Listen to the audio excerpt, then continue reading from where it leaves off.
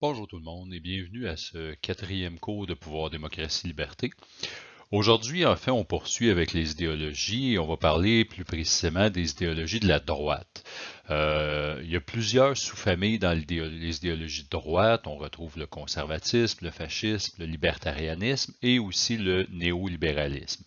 Euh, Dans notre cas, nous, on va se pencher surtout sur le conservatisme et en partie le fascisme, mais aussi ses déviantes plus actuelles qu'on va considérer comme étant sous l'extrême droite ou la droite alternative.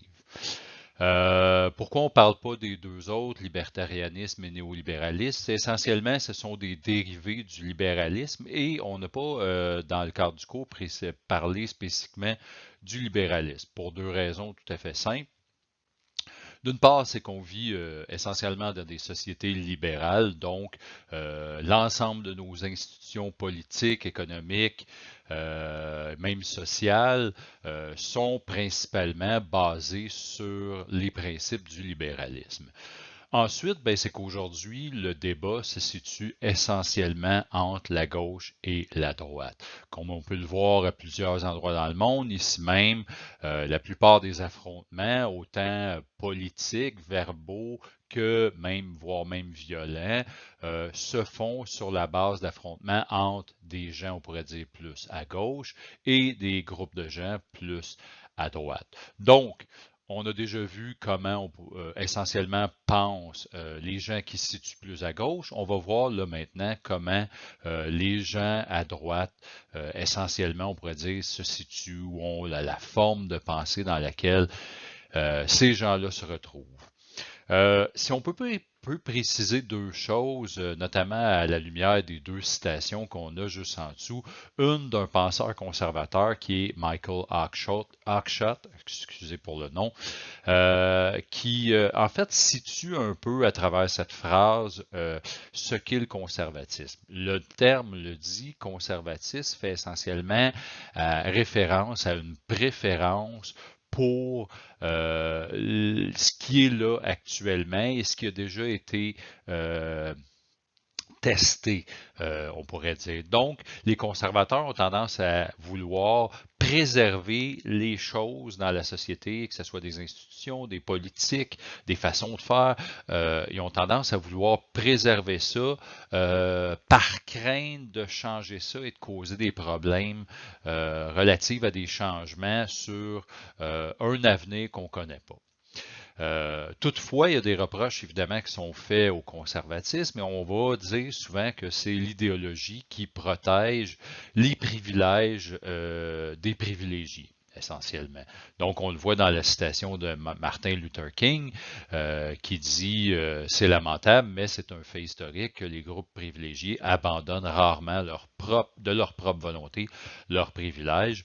Et en effet, ce qu'on observe, c'est que souvent, pas tous, parce que vous allez voir qu'il y a des gens qui ne sont pas nécessairement privilégiés, qui sont conservateurs, mais souvent les gens qui sont privilégiés ont tendance à se tourner vers un certain conservatisme parce que c'est l'idéologie qui va essentiellement protéger ce que ces gens-là ont, ce qu'ils possèdent. Donc, voyons ça un peu plus précisément dans les prochains diapositives.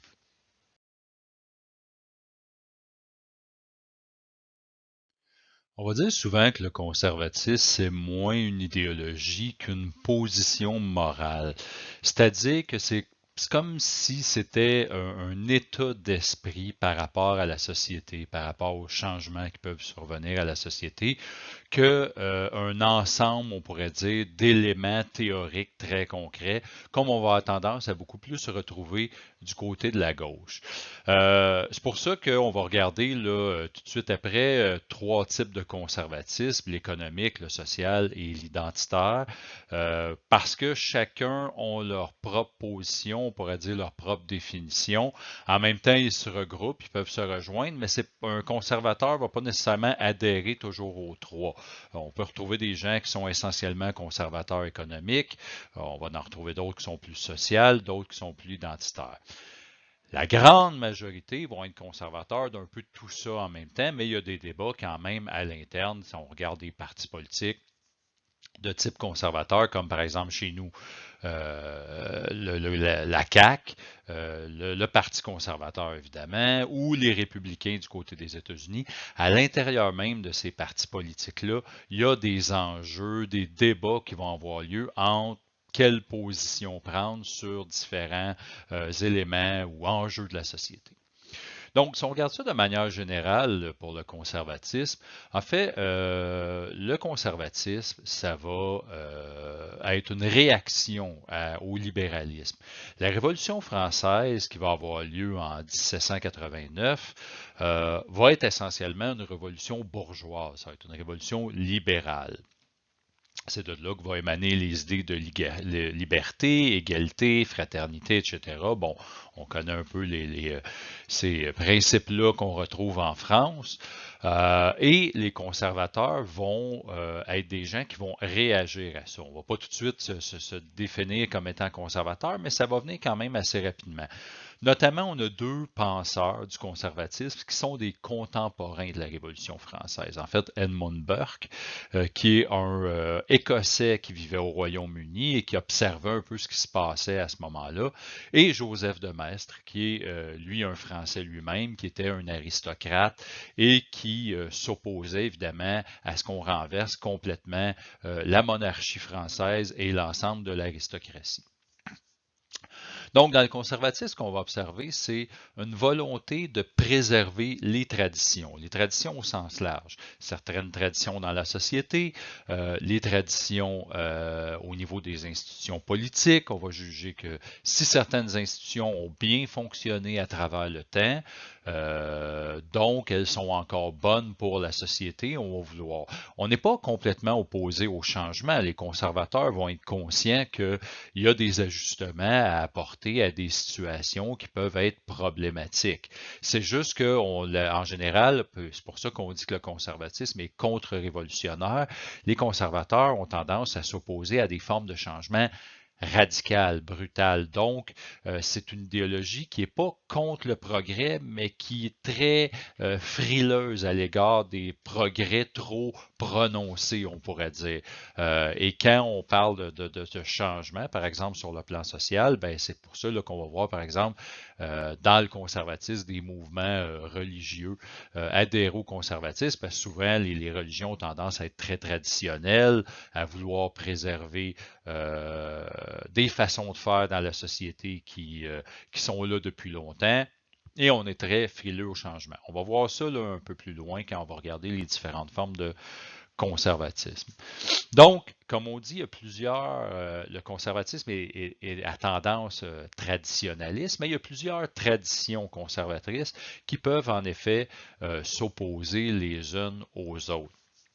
Donc ça, ici, le but n'est pas de les énumérer, mais est plutôt de considérer que chaque société a sa propre forme de conservatisme. C'est-à-dire que si on se compare, par exemple, nos conservateurs chez nous, canadiens, on pourrait dire, à des conservateurs qui viennent d'Inde, des Indiens qui sont conservateurs chez eux, bien, on n'aura pas exactement affaire au même genre de conservateurs. Par exemple, les Indiens vivent encore aujourd'hui dans une société de caste, c'est-à-dire que quand en Inde, vous naissez dans certains milieux et ces milieux-là sont associés à des castes différentes. Donc, il y a une hiérarchie des gens. Il y en a qui sont mieux placés, ont plus de privilèges que d'autres, et vous naissez dans une de ces castes-là. Il n'y a pas moyen de bouger de là. En Inde, il y a encore beaucoup de monde qui tiennent à préserver ça. D'un point de vue canadien, par exemple, même pour des conservateurs d'ici, ça ne fait pas beaucoup de sens parce qu'on n'a pas ce genre de hiérarchie établie, on n'a pas ce genre de tradition-là. Donc, nous, on va être ailleurs dans d'autres traditions qui vont s'exprimer évidemment différemment. Essentiellement, ce qu'on va avoir tendance, puis on l'a mentionné avec la citation de Martin Luther King juste avant, on va dire que le conservatisme, finalement, ce qu'on observe, c'est que ça va chercher à protéger les les privilèges et le pouvoir de certains, de groupes d'individus dans la société, notamment dans la sphère du privé. Donc, au niveau de la famille, au niveau de la religion, au niveau, par exemple, du patrimoine, de ce que les gens vont posséder. On va être plus conservateur dans ces domaines-là. Et là, bon, ça va s'exprimer de différentes façons et ce qu'on va voir là, dans les prochains diaporamas encore ici. Un peu avant, je mentionnais que parmi la droite et ses familles idéologiques, on retrouvait le libertarianisme et le néolibéralisme.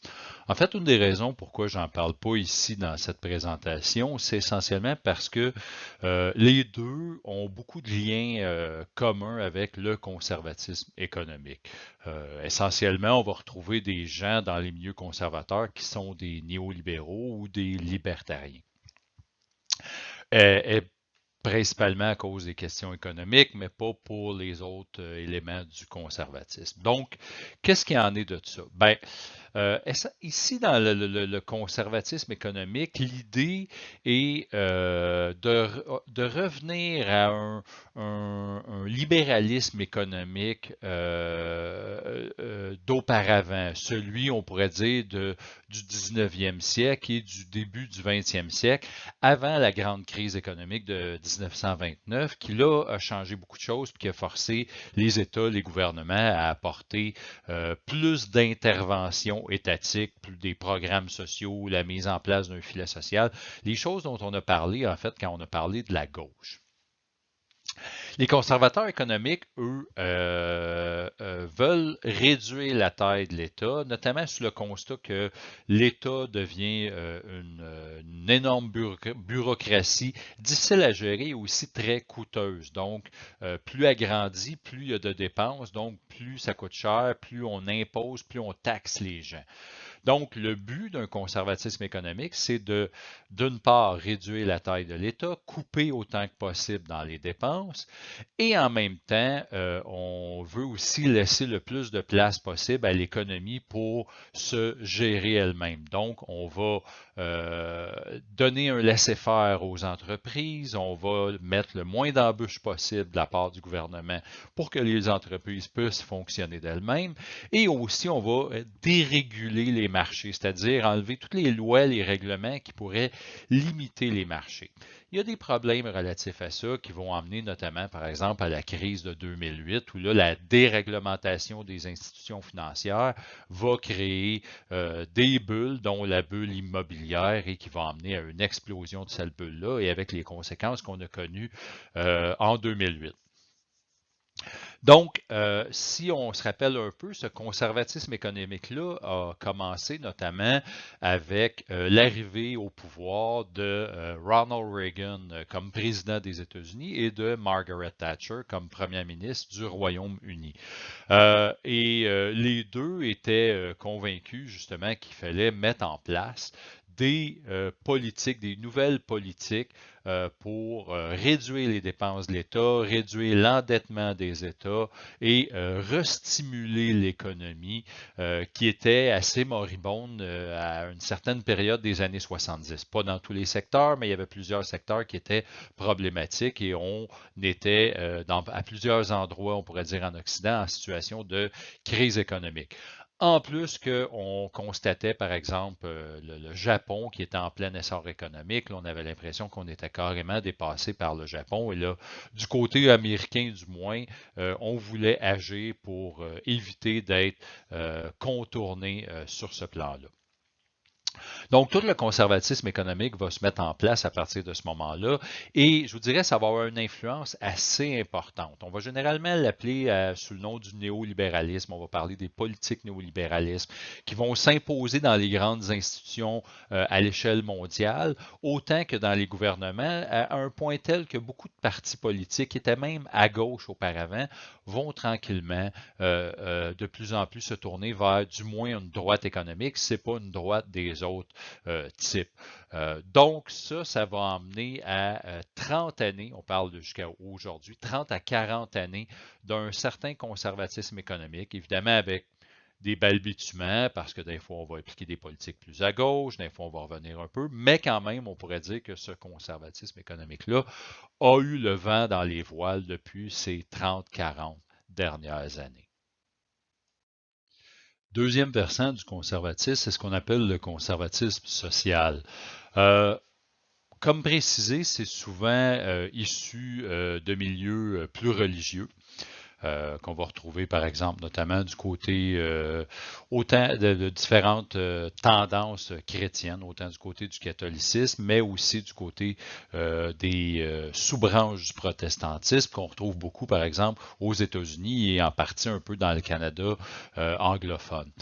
Donc, de ce côté-là, ben là, ici, c'est des débats quand même qu'on connaît un peu. C'est toute l'opposition de ces gens-là à voir avancer des causes qui sont mises de l'avant, on pourrait dire, depuis les années 60-70, notamment avec tous les enjeux d'émancipation des droits des communautés LGBTQ+. Puis aussi des droits des femmes. Donc, on va parler, entre autres, par exemple, du droit à l'avortement, qui est débattu depuis longtemps, qui n'est pas accepté partout. Au Canada, c'est maintenant légal, mais si on regarde, ça fait pas si longtemps, ça fait seulement depuis à peu près le début des années 90 que l'avortement est légal. Et malgré ça, vous avez toujours des gens qui veulent revenir sur cette question et veulent renverser ces décisions-là. On le voit aussi aux États-Unis, et là, notamment avec la nomination de la nouvelle juge de la Cour suprême, qui est beaucoup plus à droite et qui est justement opposée à l'avortement, qui est opposée au mariage entre conjoints de même sexe. Ben là, on retrouve une possibilité aux États-Unis de revenir en arrière sur des décisions qui avaient été mises en place concernant les femmes, concernant les gays, lesbiennes et autres communautés à orientation et genre sexuel différents.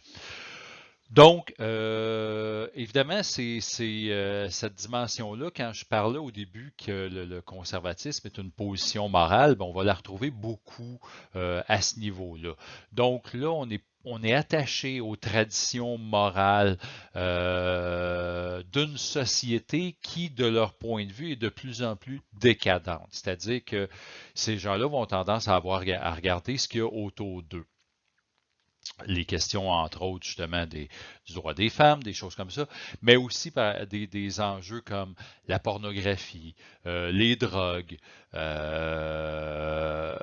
toutes sortes de déviances sociales qu'on pourrait dire, qui pour eux est problématique, mais est problématique d'un point de vue où c'est symptomatique d'une société qui va mal, tout simplement.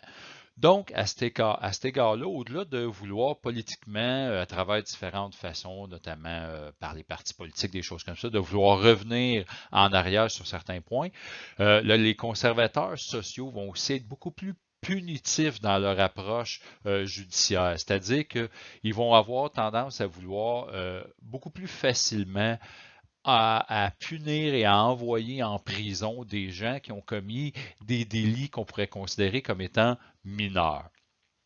Donc, par exemple, si on regarde la question de la légalisation des drogues, les conservateurs sociaux sont catégoriquement, pour la plupart, toujours opposés à toute forme de légalisation parce que pour eux, c'est le signe d'une société qui va mal, c'est le signe que ça va entraîner des gens dans la décadence, détruire des vies et évidemment nuire à l'ensemble de la société.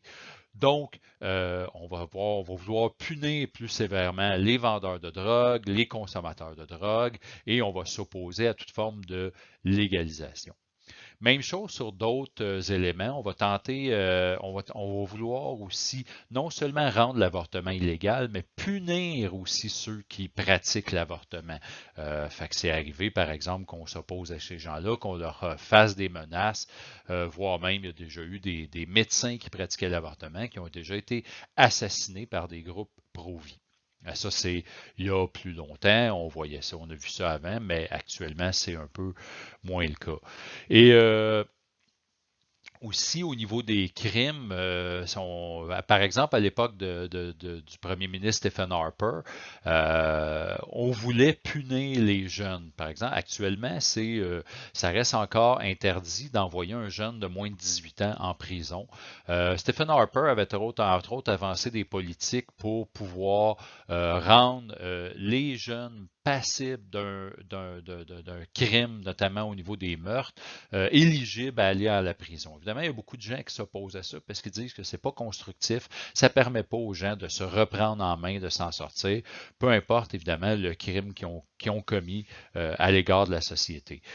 Donc, c'est ce genre d'attitude-là qu'on va retrouver. Et comme je disais, ça vient des milieux religieux, mais pas seulement. On va avoir quand même des gens aussi qui, tout simplement par valeur morale, par positionnement à l'égard de la société, comment ils se sentent, ils vont avoir ces positions-là, eux aussi, vis-à-vis ces différents enjeux sociaux qui sont récurrents encore aujourd'hui.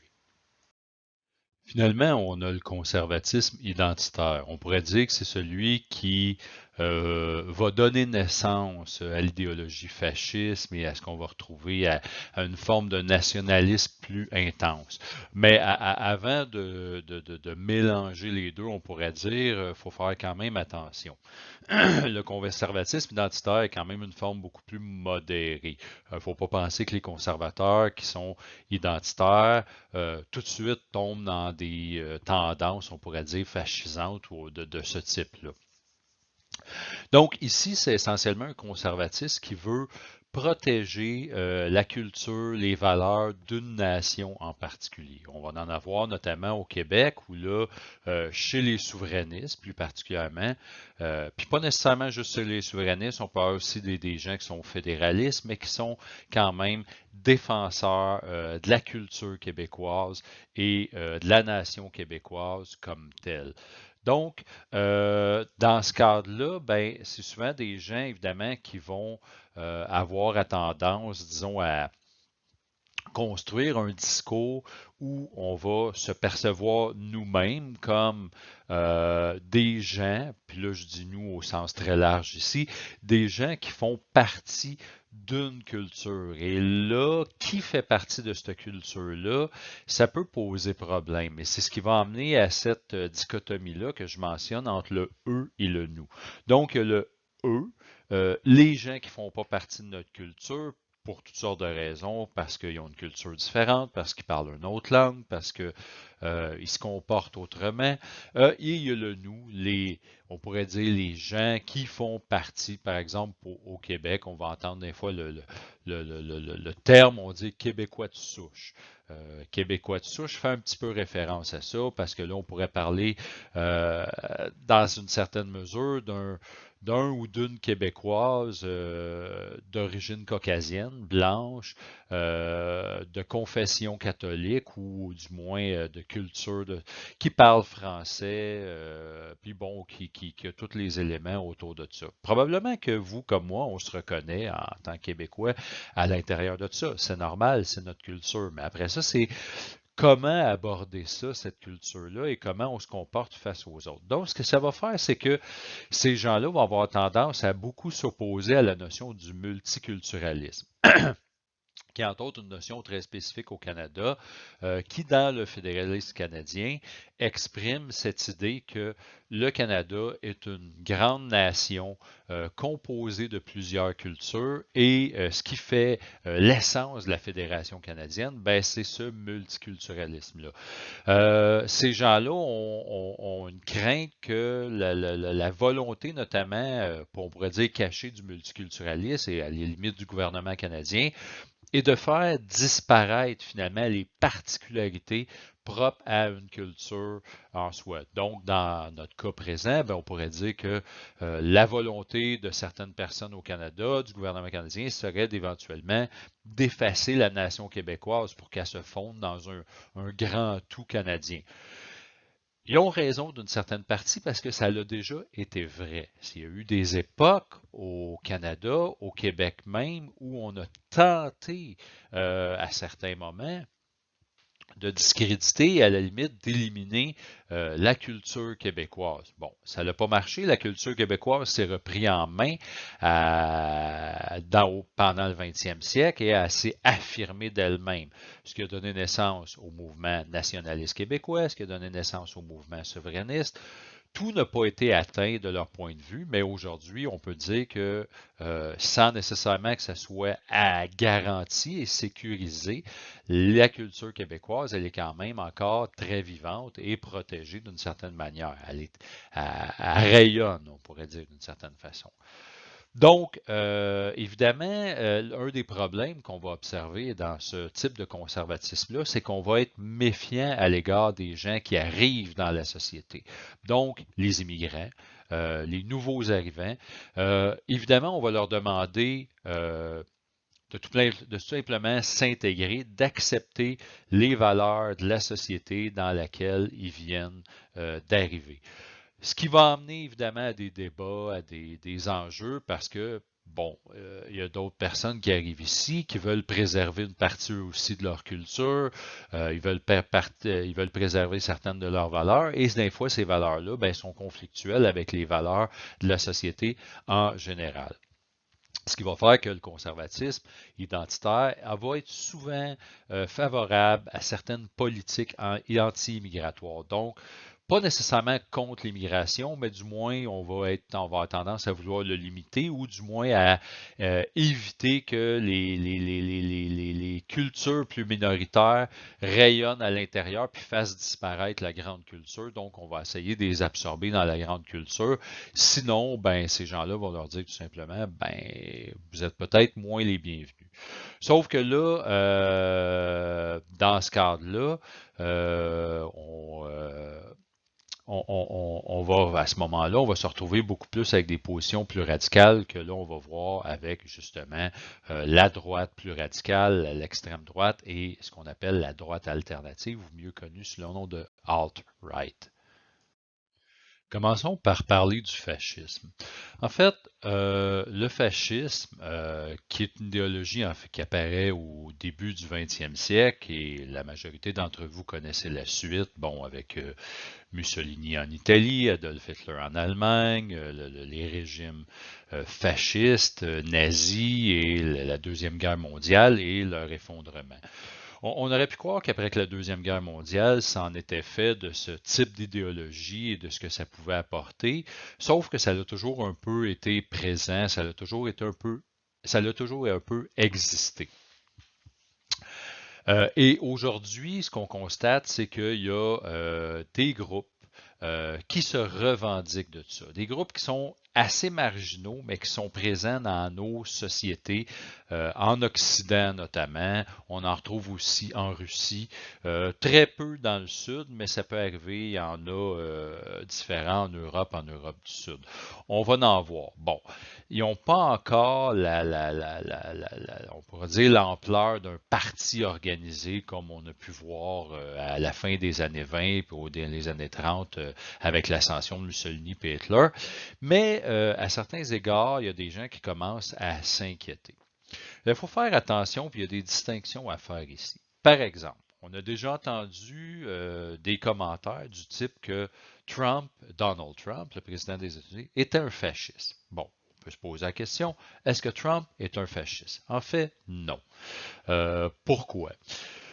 Première des choses, Trump, oui, il a une attitude autoritaire. En fait, on peut imaginer que si Trump pouvait être à la tête d'un gouvernement autoritaire, être à la tête d'une dictature, il serait probablement plus confortable que d'être à la tête d'une démocratie. Il n'aime pas s'empêtrer de contestation, il aime avoir toute l'avant-scène et il a une attitude autoritaire dans la mesure où toute forme d'opposition, il préfère s'en débarrasser, la discréditer, d'agir contre. Donc, ce qui va le distinguer des mouvements fascistes, c'est que, par exemple, Donald Trump n'a pas l'idéologie qui vient avec. Il y a peut-être certains comportements, mais si on le compare, par exemple, à Adolf Hitler, comparaison qui a déjà été faite, mais qui n'est pas du tout valide, il n'y a pas le discours. Adolf Hitler avait un discours, avait une idéologie, puis je ne suis pas en train de l'encenser ici, je veux juste qu'on comprenne le contexte autour de ça. Donc, Adolf Hitler avait plusieurs idées qui étaient développées. Il était entouré d'un groupe de gens qui supportaient ces idées-là et il y avait une volonté de modifier, de changer une société pour en faire une société nouvelle. Ce qui va amener justement à une transformation de l'Allemagne d'après Première Guerre mondiale en une Allemagne presque totalitaire à ce moment-là.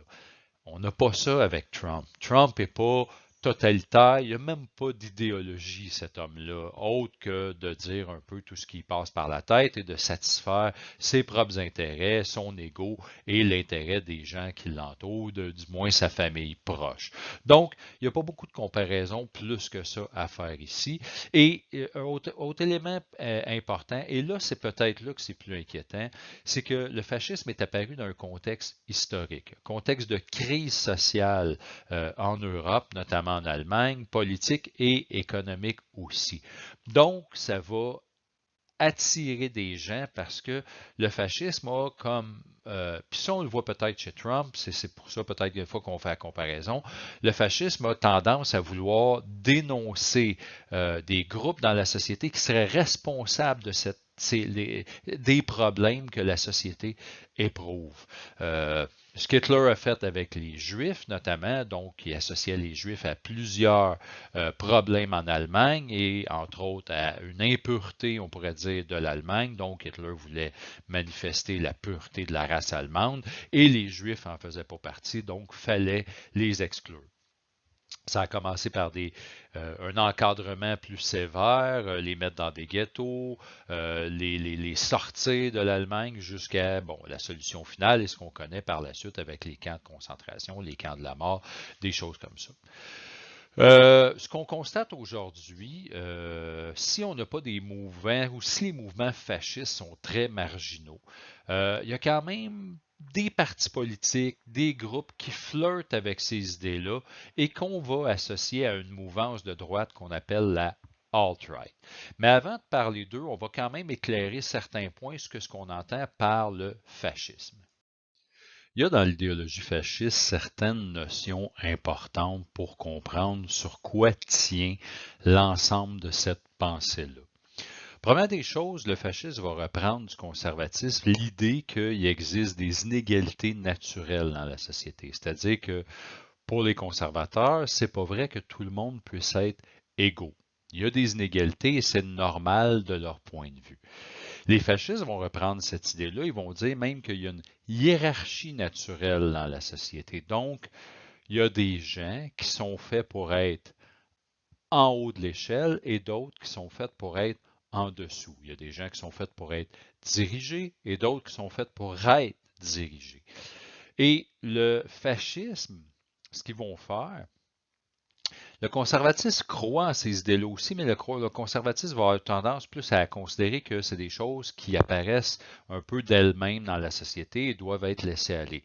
Les fascistes, eux, reprennent cette idée-là et disent non, on va forcer la société, on va imposer ces hiérarchies-là et on va les mettre en œuvre. Donc, il y a une poussée vers l'avant pour transformer la société à l'image de ce qu'on se fait, de ce qu'elle devrait être. Là, ici, ça peut varier, comme vous allez pas voir, même pendant la Deuxième Guerre mondiale et un peu avant, l'Allemagne et l'Italie n'avaient pas exactement la même pensée, même si les deux mouvements étaient alliés, étaient fascistes. On n'avait pas la même chose. Les Italiens n'ont pas eu la même attitude, par exemple, à l'égard des Juifs que les Allemands l'ont eu dans leur cas.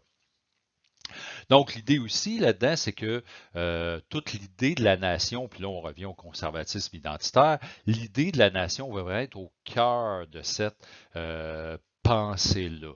Donc, c'est cette idée qu'il existe une nation, cette nation-là remonte à loin, on va évidemment refaire l'histoire de cette nation-là, on va la réécrire s'il faut, on va mettre en lumière des symboles, des valeurs de cette nation-là, et on va les mettre de l'avant pour qu'ils soient imposés et vraiment ancrés dans l'esprit des individus. Donc, l'ensemble, et là, c'est là que ça va devenir un système totalitaire parce que les gouvernements fascistes fascistes vont vouloir investir l'ensemble des sphères de la société. C'est-à-dire qu'ils vont vouloir être partout pour s'assurer que ce que les gens font, ce que les gens apprennent est toujours en rapport avec le bien de la nation selon leur propre conception. Ce qui amène à dire que dans ce cadre-là, les groupes sociaux, les classes sociales vont en venir à s'effacer devant l'idée de la nation et la nation va devenir un seul grand tout uni qui va s'exprimer avec ses valeurs, sa culture et bon, tout ce qui vient, on pourrait dire, avec ça. Donc, on pourrait dire dans ce cadre-là qu'on va aller plus loin que le conservatisme identitaire dans la mesure où on n'a pas seulement des politiques qui limitent ou sont anti-immigratoires, mais là, on va mettre un frein à l'immigration et non seulement ça, mais on va marginaliser les groupes ethniques à l'intérieur d'une société dans le but éventuellement soit des faire disparaître à l'intérieur de la société pour les assimiler ou carrément les exclure puis les empêcher de rentrer. Et là, ce qui a donné, on pourrait dire, un peu d'élan au mouvement fasciste, notamment en Europe, un petit peu moins chez nous, mais quand même, on l'a vu chez nous aussi, c'est justement l'immigration qui vient du Moyen-Orient. Suite au conflit en Syrie ou ailleurs, ben, il y a eu beaucoup d'immigration de gens qu'on pourrait dire d'origine arabe et de confession musulmane. Et là, ben, ça a créé beaucoup de problèmes. On l'a vu il n'y a pas si longtemps au Québec, il y a des groupes comme la Meute ou autres, mais là qui sont plus ou moins existants parce qu'il y a eu des dissensions internes dans ces groupes-là, qui se sont opposés et qui s'opposaient à l'immigration et qui ont tenté de faire valoir leur point de vue. On ne les considérait pas comme directement fascistes, mais on pourrait dire qu'ils étaient quand même très proches de ces points de vue-là, et même si ça reste des groupes marginaux eux-mêmes à l'intérieur de la société, on sait qu'ils ont fait beaucoup de bruit et actuellement en Europe, il y en a qui font encore beaucoup de bruit et aux États-Unis aussi. Parlons-en un peu justement de ces groupes-là qui aujourd'hui vont se revendiquer sous le nom de droite alternative ou alt-right, nom qui vient en fait des États-Unis et qui désigne une droite différente des conservateurs plus traditionnels, mais qui vont investir différents milieux, et notamment aux États-Unis, si on parle des États-Unis, qui vont investir le milieu républicain. En fait, ces gens-là, actuellement, c'est des gens qui sont proches de Trump et Trump leur parle directement parce qu'il sait que une partie de ses appuis politiques viennent de la part de ces gens-là. Mais il y a quand même beaucoup de variétés à l'intérieur de ceux-là. Et là, on va voir même aux États-Unis qu'il y a toutes sortes de mouvements. Je viens de parler un peu de certains qu'on retrouve au Québec. On va en reparler là, dans la conclusion parce que là, actuellement, ça mélange plusieurs éléments. Mais on pourrait dire depuis autour d'une dizaine d'années, ces groupes-là, ces organisations-là ont commencé à pulluler un peu partout et on en voit même avec des organisations assez importantes qui vont être établies dans plusieurs pays. Entre autres, si vous regardez l'image juste en haut où c'est écrit Migrants Not Welcome, on voit sur des hoodies écrit Soldiers of Odin. C'est des groupes, ceux qui ont commencé en fait dans les pays scandinaves, mais qui se sont étendus. On en retrouve aujourd'hui au Canada, au Québec, on en retrouve aux États-Unis. Et eux, selon leur point de vue, ils sont des gens qui sont sont pour l'ordre, ils sont pour la protection de la société, mais évidemment sont toujours au front quand vient le temps de contester des politiques d'immigration inclusive ou le fait d'intégrer plus de musulmans dans une société. Mais on va pousser plus loin que ça, puis ça, on va retrouver ça aux États-Unis. D'une certaine manière, on pourrait dire que c'est un peu les descendants du Ku Klux Klan. Là, on va avoir carrément des gens aux États-Unis qui vont se revendiquer d'être des suprémacistes blancs. Donc, vraiment, des gens, un peu là, à l'image justement de l'Allemagne nazie, qui disent que la race blanche, elle est supérieure aux autres groupes ethniques dans la société et donc qu'elle doit être mise de l'avant et même qu'elle doit dominer sur le reste des gens. Vous voyez un peu des photos là, juste à côté où on voit une femme avec un chandail nazi, pas loin de quelqu'un qui a le drapeau confédéré. Ça vient en effet des États-Unis, là, et là, ben, on mélange un peu différentes choses de ce côté-là. Vous voyez aussi un gars, le gars avec les lunettes, avec un drapeau White Pride, avec un symbole justement de suprémaciste blanc. Bon, on retrouve un peu ce type d'organisation-là. Et ça commence à inquiéter des gens parce que là, ben, vous voyez, si juste dans le débat qu'il y a eu, le premier débat qu'il y a eu entre Joe Biden et Donald Trump pour les présidentielles américaines, euh, l'animateur a demandé à Donald Trump s'il condamnait les groupes suprémacistes blancs et Donald Trump, en fait, a tout simplement pas répondu. Même au contraire, il a fait un appel à un de ces groupes-là qui s'appelle les Proud Boys aux États-Unis. Il leur a dit attendez un peu, préparez-vous. Donc, il a comme lancé un message, on ne sait pas ce que ça veut dire, est-ce que ça a un lien avec le fait que Donald Trump, il dit qu'il n'est pas certain s'il va reconnaître le résultat des élections. Là, on voit qu'il joue un peu avec une attitude fascisante d'une certaine manière. Qu'est-ce qui va en être de ça? Ça devient un peu inquiétant. Pour être honnête, il y a 4 ans, quand Donald Trump est arrivé au pouvoir comme président, il y a beaucoup de gens, des journalistes, des experts qui disaient, ben, bon, Trump va être de passage, on n'a peut-être pas trop à s'inquiéter, les institutions politiques américaines sont solides. Ben, ces mêmes commentateurs-là, 4 ans plus tard, aujourd'hui, disent, oups, on n'est plus aussi certain de ça, puis on commence à s'inquiéter de ce qui se passe aux États-Unis. Évidemment, au Canada, au Québec, ça existe, mais c'est pas aussi présent. Il y en a, regarde, par exemple, il y a des journalistes actuellement qui parlent de racisme systémique dans certains secteurs de la société québécoise. Tout récemment, il y a eu l'histoire de l'Autochtone qui est décédé dans un hôpital de Joliette suite à une maltraitance due à une infirmière, peut-être d'autres. On n'a pas encore des résultats de l'enquête là-dessus. Mais on a pu voir là, que même au Québec aussi, il y a des problèmes de ce côté-là, qui prennent peut-être une forme différente, mais on voit qu'il y a un racisme qui est rampant, puis qui a toujours peut-être été là, mais qui s'exprime plus ouvertement aujourd'hui. Donc ça, c'est problématique. Puis qu'est-ce qui va devenir de ça? Puis là, en temps de crise, en temps de pandémie, ben, on a comme la recette parfaite pour peut-être donner une chance à ces groupes-là d'aller chercher plus de gens, plus d'appui. Et évidemment, ça devient des menaces à la démocratie parce que ces groupes-là sont tout sauf des partisans d'une démocratie. Donc, ça nous amène à notre conclusion, pour avoir un peu ce à quoi on doit s'attendre. Euh, on y arrive tout de suite.